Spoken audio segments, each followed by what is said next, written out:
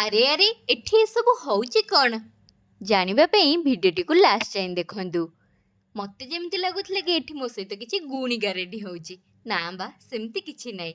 ରଲି ଟିକେ ମତେ ପରଫ୍ୟୁମ୍ ମାରିଦେଲା, ଦେନ୍ ମୁଁ ଟିକେ ମୋର ହେୟାର କମ୍ କରି ନେଉଥିଲି, କାହିଁକି ନା ଆଜି ଟିକେ ବାହାରକୁ ଯିବାର ଥିଲା। ଅଫିସରୁ ଏକାଥରେ ମୁଁ ରେଡ଼ି ହେଇକି ପଳେଇବି। ଆଉ ଝିଅମାନଙ୍କର ତ ମୋଷ୍ଟ ମ୍ୟାଣ୍ଡେଟୋରୀ ଜିନିଷ ଲିପଷ୍ଟିକ୍, ଯୋଉଟା କି ନ ଲଗେଇଲେ କୁଆଡ଼େ ଯାଇ ହବନି। ଦେନ୍ ଆମେ ଦି ଜଣ ହେଇଯାଇଥିଲୁ ରେଡ଼ି। ଦେନ୍ ଅଫିସକୁ ଟାଟା ବାଏ ବାଏ କରି ଆମେ ଆସି ଯାଇଥିଲୁ ଟିକେ ଚାହା ପିଇବା ପାଇଁ। ଆମେ ଆମ ଟି ଟାଇମ୍କୁ ଏନ୍ଜୟ କରିକି ଡାଇରେକ୍ଟ ଆସିକି ପହଞ୍ଚି ଯାଇଥିଲୁ ବନଫାୟାରରେ। ଆଉ ଆମର ଅର୍ଡ଼ର ହେଇଯାଇଥିଲା ଷ୍ଟାର୍ଟର। ଯେହେତୁ ଇଭିନିଂ ଟାଇମ୍ରେ ଆସିଥିଲୁ, ସମସ୍ତଙ୍କୁ ଭୋକ ଲାଗୁଥିଲା, ସୋ ଷ୍ଟାର୍ଟର ଫାଷ୍ଟ ଏନ୍ଜୟ କରିନେଇଥିଲୁ। ଦେନ୍ ମୁଁ ରେକମେଣ୍ଡ କରିବି ଯେଉଁମାନେ ବି ପଟିଆ ଡମଣାରେ ରହୁଛନ୍ତି, ବନଫାୟାରରେ ନିହାତି ଟ୍ରାଏ କରନ୍ତୁ। ଖାଇବା ଆଫୋର୍ଡେବଲରେ ବହୁତ ଟେଷ୍ଟି। ଟାଇମ୍କୁ ପ୍ରପରଲି କେମିତି ୟୁଟିଲାଇଜ୍ କରିବେ ସେଇଟା ମୋଠୁ ଶିଖିବା ଦରକାର, ମାନେ ଆମ ସମସ୍ତଙ୍କଠୁ।